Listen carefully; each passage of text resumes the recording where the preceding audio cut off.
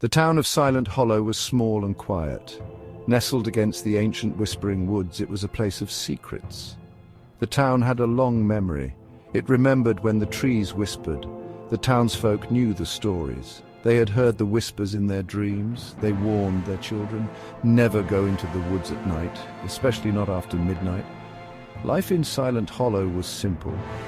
Days were calm, nights were quiet, but fear lingered like the smell of rain. The woods watched, the woods waited. The legend of Whispering Woods was old, older than the town itself. People said the trees whispered at night. They called your name, lured you deeper into the woods. Some believed it was the wind, others the spirits of the forest.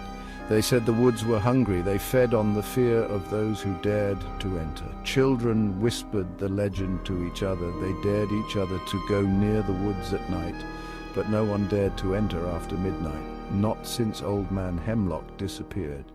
Aarav scoffed at the stories. A high schooler with a thirst for adventure, he didn't believe in ghosts or whispers.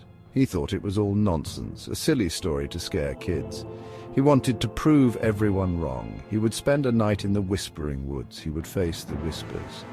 And he would come back with nothing but a good night's sleep and a smirk. His friends tried to warn him. His parents pleaded with him. But Aarav was stubborn. He was determined to debunk the legend, even if it was the last thing he did. The night was dark. The moon hid behind the clouds. The air was still. Not even the leaves rustled. Aarav stood at the edge of the woods. He took a deep breath and stepped inside. He had his flashlight. He had his courage.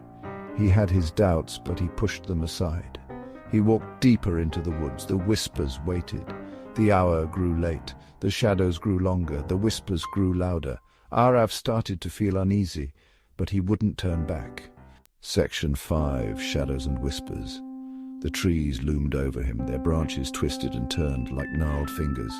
The air grew cold, the forest floor was soft and damp. Every step felt like walking on a grave. The silence was broken by a whisper. His name. Softly at first, then a little louder. Aarav stopped. He shone his flashlight around, but he saw nothing. He told himself it was the wind, but deep down, fear gnawed at him. The whispers grew louder.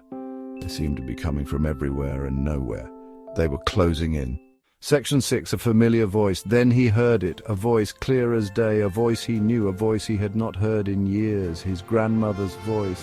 Aarav, it called. Come closer, Aarav. His blood ran cold. His grandmother had passed away when he was a child. He had loved her dearly. He had missed her terribly. He couldn't believe it was her voice, could he? He took a step back, but the voice called again. Don't be afraid, Aarav, it said. It's me, your grandmother. Come closer, dear. Section 7, the abyss, gazes back. He found himself moving towards the voice. His feet moved independently of his will. His mind screamed at him to stop, but he couldn't. He was drawn to the voice. He stumbled through the undergrowth. He didn't know how long he had been walking. He just wanted to see his grandmother. He wanted to hear her voice again. He came to a clearing. In the center was an old well, its stone rim covered in moss. The voice seemed to be coming from the well. He walked towards it. He peered over the edge. Section 8, the search and the silence. He saw nothing but darkness. He shone his flashlight down the well, but the beam was swallowed by the darkness. Then he felt it, a cold hand on his shoulder. He turned around, but there was no one there, and then he was falling. He screamed, but his scream was swallowed by the darkness. He hit the bottom of the well with a sickening thud. The next morning his parents found his flashlight. It was lying on the ground near the old well. They searched for him, but they never found him. Aarav was gone. Section 9. The woods remember.